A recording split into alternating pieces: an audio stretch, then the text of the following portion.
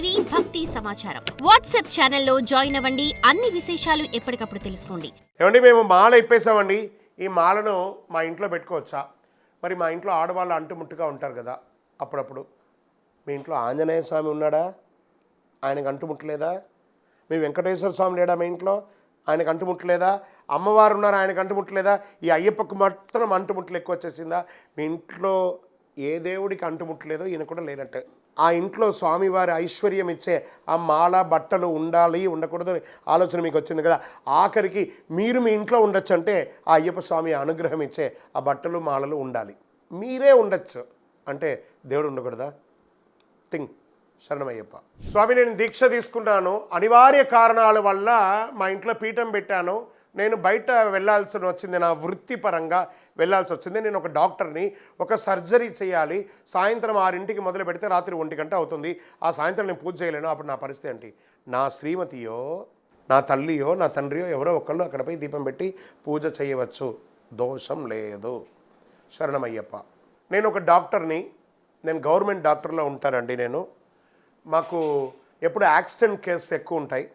Surgery అవుతూ ఉండగా ప్రాణాలు పోతూ ఉంటాయి కొంతమందికి, లేదా యాక్సిడెంట్లో వచ్చిన వాళ్ళకి మేము ట్రీట్మెంట్ ఇస్తుండగా కొంతమందికి ప్రాణాలు పోతుంటాయి. నేను అప్పుడు డ్యూటీలో ఉంటాను. నా పరిస్థితి ఏంటి? అది నీ వృత్తి. వృత్తికి భక్తికి సంబంధం లేదు. వృత్తి కరెక్ట్గా చేయండి, మళ్ళీ ఇంటికి వచ్చాక భక్తి శ్రద్ధాభక్తులతో చేయండి. అది మీరు వృత్తి. అది మీరు చేయకపోతే మీ ఉద్యోగం పోతుంది, మీ భార్య పిల్లలందరూ కూడా పస్తూ ఉంటారు. కాబట్టి వృత్తిని కరెక్ట్గా చేయండి, ఇంటికి వచ్చినాక భక్తిగా చేయండి. శరణమయ్యప్ప. చిన్న పిల్లలు మాల వేసుకుంటారు కదా, వాళ్ళకి ఏమైనా స్పెషల్ నియమాలు ఉందంటే, స్వామి వెయ్యడం తప్పుని నేను చెప్పనండి, కానీ వేస్తే చాలా తప్పులు ఉన్నాయి. కొంచెం ఆలోచించండి.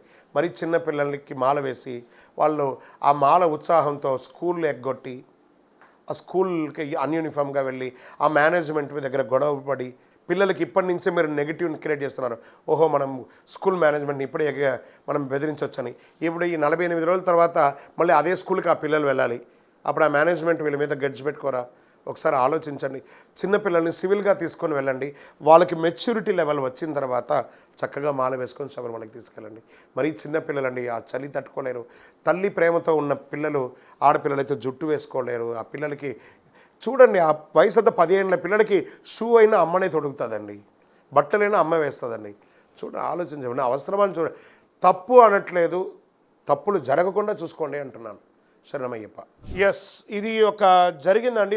కొన్ని ప్రాంతాలలో మేము ఇరుముడి కట్టుకొని వెళ్తూ ఉండగా అడ్డంగా పడుకుంటారండి, వాళ్ళు దాటుతారు. అది కరెక్టా కాదంటే మహాపాపం, తప్పు అది దాటడం. ఎంత ఘోరం తెలుసా అది? వాళ్ళు పడుకోవడం ఏంటి, ఈయన దాటడం ఏంటి? మనం అయ్యప్పకు సమానులమే కానీ సాక్షాత్ అయ్యప్పనం కాదు. మనం దాటడం ఏంటండి? పాపం అండి అది. అసలు అలాంటి తప్పిదాలన్నీ చేయకండి. పొరపాటుగా చెయ్యో కాలో వాళ్ళకి తగిలితే ఎంత, వాళ్ళేమో భావిస్తారు అయ్యప్ప తొక్కారని. అలా తొక్కించుకోవడానికే మనం యాత్రకు పోతున్నాం? నో వే.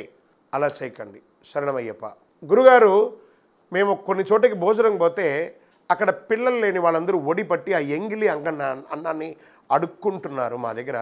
మీరు వెయ్యండి, మేము దాన్ని ఎంగిలి తింటామంటే ఎంత జుగుర్స్గా ఉందండి అది వినడానికి.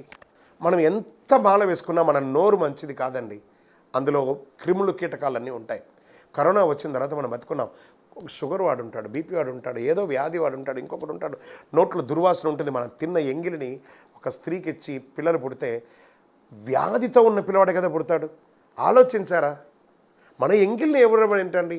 అది ఇలాంటి తప్పిదమైనటువంటి ఆచారాన్ని చెప్పే గురుస్వాములు శిక్షించండి. ఇది తప్పు. వాళ్ళని శిష్యుల్ని కరెక్ట్ చేయండి. మీరు గురుస్వాములుగా ఉన్నవాళ్ళు ఎంగిలి పెట్టడము, దాటడము చాలా తప్పు ఇవన్నీ. ఇది శాస్త్రంలో ఎక్కడా చెప్పబడలేదు. అది పైశాచికమైనటువంటి ఆనందం పొందుతారు దీనివల్ల. వద్దు, అలాంటిది చేయకండి. అయ్యప్ప స్వామికి పూజకు ఇవన్నీ విరుద్ధం.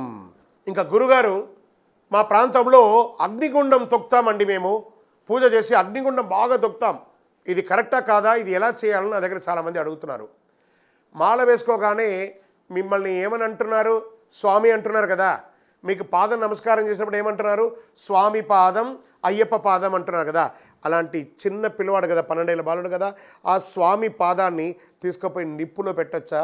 ఈ దేశంలో ఇంతమంది ఉండగా ఇతనికి మాల వేసుకొని ఇతని శరీరంలోకి నేను ఆవగిస్తే నన్ను తీసుకుపోయి వీడు అగ్నిలో దింపాడని చెప్పి అయ్యప్ప ఆనందపడతాడా, శపిస్తాడా? ఈ అగ్నిగుండ సంస్కారాన్ని ఆపేయండి. మీరు మాలలో లేనప్పుడు అంగప్రదక్షిణ చేయండి అగ్గిలో. ఎవరికి కావాలి? మాల వేసుకున్నప్పుడు అయ్యప్పను చాలా జాగ్రత్తగా కాపాడాలి. ఎంత గొప్ప స్థితి! మిమ్మల్ని అయ్యప్ప అని పిలిచే ఒక పదవిని ఇచ్చాడు కదా. తన పేరును తన భక్తుడికి ఇచ్చే దీక్ష ఈ ప్రపంచంలో ఏదైనా ఉందా అంటే అది అయ్యప్ప దీక్ష కదా. అలాంటి అయ్యప్పను తీసుకుపోయి అగ్నిలో దింపచ్చా? తప్పు కదా. జాగ్రత్తగా ఉండాలి. అస్సలు ఎవరు ఎంకరేజ్ చేసినా అగ్నిగుండంలో కాలు పెట్టకండి. అందులో అగ్ని దైవ స్వరూపం. ఈరోజు అగ్ని లేకపోతే దీపం వెలగదు, అగ్ని లేకపోతే హోమాదులు వెలగదు, అగ్ని లేకపోతే భోజనం వెలగదు. అలాంటి అగ్నిని మనం తొక్కొచ్చా? శపించడు ఆ అగ్ని. అగ్నిదేవుని శాపం పొందామంటే పుట్టుకథలు ఉండదు. శరణమయ్యప్ప. స్వామి, మాకు మాల పడుకొని ఉన్నప్పుడు తెగిపోయింది స్వామి, మా బిళ్ళ ఊడిపోయింది స్వామి, మా దీక్ష భంగం అవుతుందండి. ఎలా ఊడుతుంది? ఎలా ఊడుతుంది? ఒంట్లో భయం ఉంటే ఊడుతుందా? మన ఇంట్లో కూడా అమ్మ ఉన్నారు, చెల్లె ఉన్నారు, అక్క ఉన్నారు, భార్య ఉన్నారు. వాళ్ళ మాంగళ్యం ఎప్పుడైనా ఊడిన చరిత్ర ఎప్పుడైనా విన్నారా మీరు? ఇంకా మనము నటిస్తున్నాం, పూజ చేస్తున్నాం, కానీ వాళ్ళు 24 గంటల సేపు కష్టపడుతున్నారు. కూరగాయలకు వస్తారు, బట్టలు ఉతకడానికి మిషన్ ఇలా వంగుతారు, బకెట్ తీస్తారు, పొద్దుగాల ఇల్లంతా కూడా ఊడ్చి తుడుస్తూ చేస్తుంటారు. ఎప్పుడు కూడా మాంగళ్యం కింద పడలేదు, మాంగళ్యం తెగలేదు. ఎందుకంటే వాళ్ళు మాంగళ్యాన్ని దైవ సమానంగా చూస్తున్నారు కాబట్టి. మనం నెగ్లెక్ట్ చేస్తేనే ఈ మాల తెగుతుంది, బిళ్ళ ఊడుతుంది. ఊడకూడదు, తెగకూడదు. తెగిందంటే అశ్రద్ధగా ఉన్నామని అర్థం. జాగ్రత్త. Correct your self. శరణమయ్యప్ప. పంబ దగ్గర ఇరుముడి కట్టుకున్నవాడు నాకు భార్య లేదు, పెళ్ళం లేదు, కుటుంబం లేదు, తల్లి లేదు, తండ్రి లేదు, నేను ఒక అనామక్కుని అనుకున్నాడు. పోయి పంబలో ఇరుముడి కట్టుకోండి. ఏమవసరం మీకు? ఇల్లి పాలి ఉండగా అక్కడ పోయి కట్టుకోవడం? అలాంటిది ఎక్కడ చరిత్రలో చెప్పబడలేదు. శరణమయ్యప్ప. దర్శన విధానం. నేను శబరిమలకి వెళ్ళాను, ఇరుముడి తీసుకొని 18 ఎక్కాను, స్వామి దర్శనం చేసుకున్నాను, నెయ్యి అభిషేకం చేసుకున్నాను, అమ్మవారికి కొబ్బరికాయ దొల్లించాను, మళ్ళీ తిరుగు ప్రయాణంలో తిరుగు కొబ్బరికాయ కొట్టి తిరిగి వచ్చాను. ఇదే దర్శనంలోని విధి విధానాలు. శరణమయ్యప్ప. For more videos like this, subscribe Big TV channel.